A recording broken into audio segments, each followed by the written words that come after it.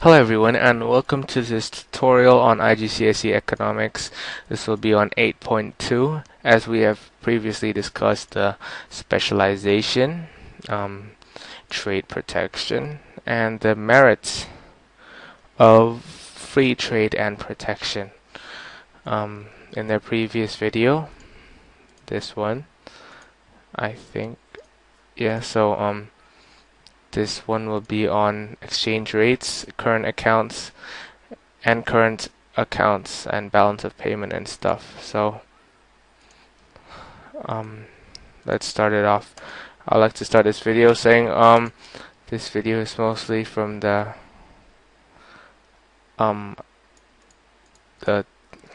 PowerPoints are from the teachers from Bangkok Pasana School, so thank you to them, and this is just a compilation and some extra stuff. So let me start off with exports and imports. So if you want to remember the key terms or definitions for IGCSE economics, I've created a Quizlet. So just type in IGCSE balance of payment keywords and you'll get all of these definitions. And the key thing is this is the main starter thing that you have to know. So basically imports, I remember this as CIE, if you know the Cambridge board, and DOI. So C is credit, I is inflow of money, and E is exports, and contradictingly D is debit, O is outflow, and I is imports. So this is inflow or outflow of money depending on some stuff. And we remember whether it's a trade surplus or a trade deficit. Trade surplus is, I remember this as China, and this is exports more than imports, and trade deficit is similar to other countries in the world like USA, where it imports more than exports. So that's the basic principle we have to know. As we can clearly see right here, we have the inflow, which is export, CIE, outflow, which is import. As we can clearly see, exports minus imports, that's to find out the trade balance, and this is minus 800, so this is a trade deficit of 800, whereas this one is a trade surplus of 200. So we can start it off with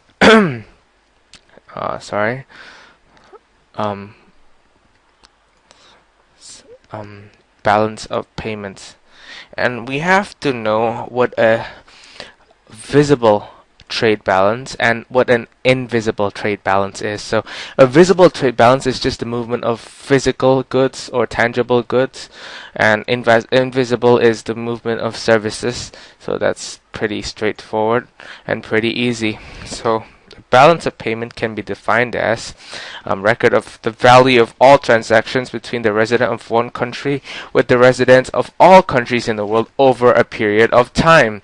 So this is known as the balance of payments. I didn't include this in a Quizlet. I don't know why. I can't be bothered. I'm really lazy. As I clearly said, credits is inflow of money, CI, and this is exports, and outflow is debit, DOI. So this outflow debit, so this is imports. So balance of payment, it includes several different parts. It includes three main parts, and they are trade in goods, trade in services. Trade in goods is also known as visible trade. Trade in services is invisible trade. Income flows, and transfer of funds and sale of assets and liabilities, also known as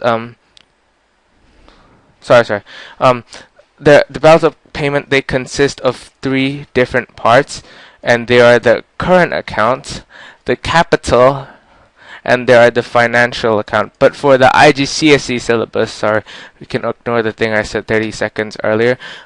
Capital and financial, you just need to be aware of them. But for IGCSE syllabus, you have to know the current account, and the current account, it includes visible trade, it includes visible trade. It includes income flow as well as current transfer. So this is the better explanation. Um, you just have to be aware of what they are. The capital and financial account, and the definitions are over here, and they normally don't even come up in test. So a current account, there's 4 different parts. As I said earlier, there's the trade in goods or visible trade, and to calculate, I said earlier, it's exports minus imports. So surplus if it's China, exports more than imports. Deficit if it's USA or other countries, most countries in the world, it imports more than exports. And there's also the trade in services, as I said earlier, export, import.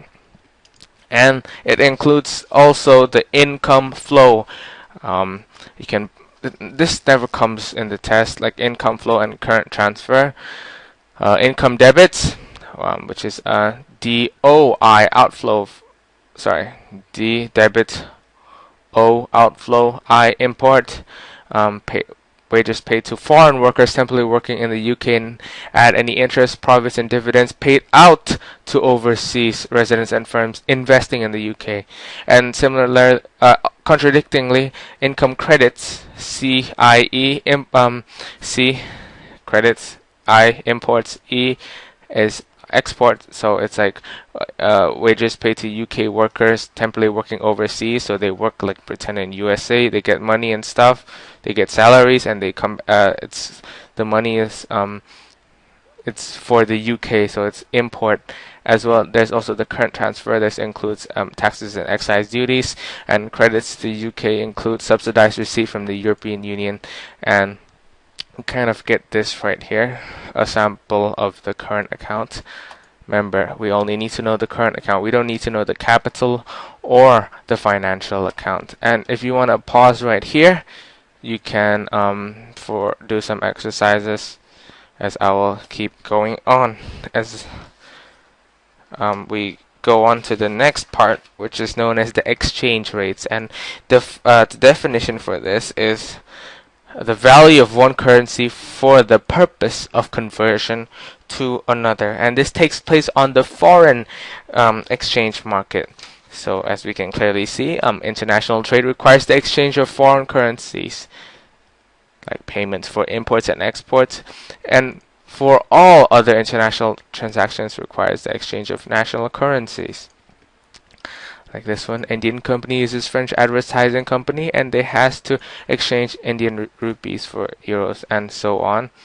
And the world's largest market is Forex, and the exchange market, foreign exchange market, is similar to the supply and demand, which will be back in chapter 2. And this is where consists of all people, organizations, and governments willing and able to buy or sell national currencies. And the concept is similar to demand diagram or supply diagram. Government willing and able, that's a key thing. And as we can clearly see, if there's an appreciation, or appreciation is also known as an increase in the exchange rate. We'll get to the what happens if this the consequences, but these are the causes for now. An appreciation, also a shift to the right in demand, means it gets stronger. Like it, $1 can buy 2 reals now. $1 can buy 2.5 reals. So it's good if you're an American citizen and you want to invest in the Brazilian. You want to go to Brazil. Yeah, USA buys with Brazil reals, and Brazilian people should sell their reals. So there may be a balance of payment surplus, demand for currency rises, interest rate rise relative to other countries, inflation is lower, and people speculate. That's a key thing. Speculate will be for both. And as you can see, this is the opposite. If there's a depreciation, there's a supply shift to the right. And this means that before $1 can buy 2 reals, now $1 only buys 1.8 reals. So U.S. citizens will find a different country to invest their money in. As the interest rate is low, demand for other currencies rise, balance of payment deficit, inflation rise relative to other countries, and people speculate. the currency will fall. This is speculation. It's basically similar to the stocks exchange market, the stocks exchange concept, where you predict this will go up or this will go down. Changes in exchange rate will affect product prices. If there's a fall in exchange rate of a currency, will make imports to that country more expensive, but will lower the price of its exports. So that's a key thing. If there's a depreciation, imports will be more expensive. Let me highlight that. Imports more expensive, but exports will be cheaper or lower. And the same thing for appreciation. If it appreciates, imports will be cheaper, but exports will be much more expensive. And we can relate this or link this to the multiplier effect. I only have 4 minutes left. Where if exchange rate falls, exports cheaper, imports more expensive, domestic goods are more competitive abroad, and this relates to business expansion, raising profit. You can pause this video, and we must make the link for us to get the 10 markers and 8 to 10 markers, and remember to write a conclusion afterwards. There are different types of exchange rates. One is the freely floating one, so change in demand and supply of a currency will result in a change in that country's exchange. So if one appreciates, the other depreciates. And the other one is fixed, and the countries do not allow the values of their currencies to change against each other. And this might be caused due to government intervention, investment, level of interest rate, sorry, volume of exports. If it increases, it requires more pounds required to buy.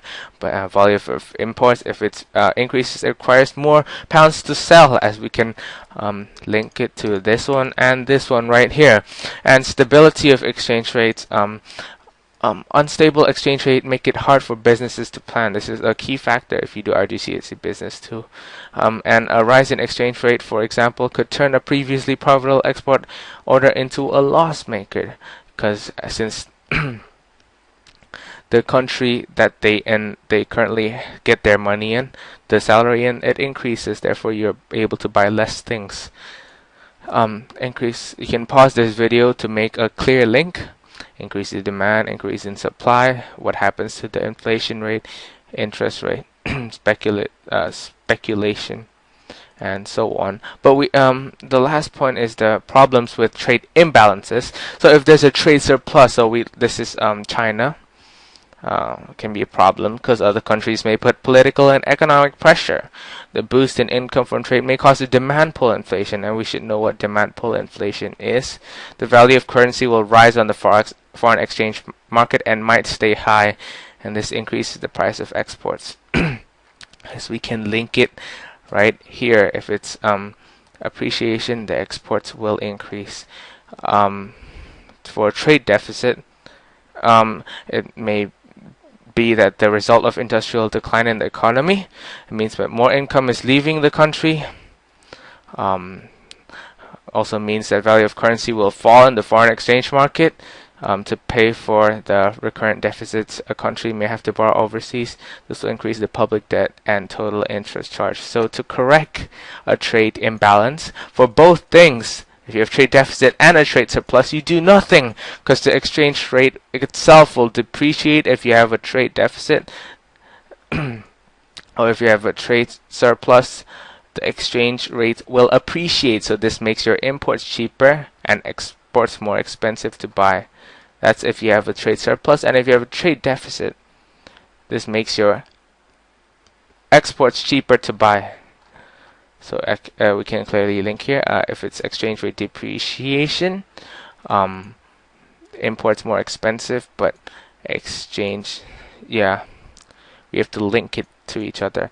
And if you have a trade deficit, this is like USA, you can use contractionary fiscal policy. We should learn this chapter 5.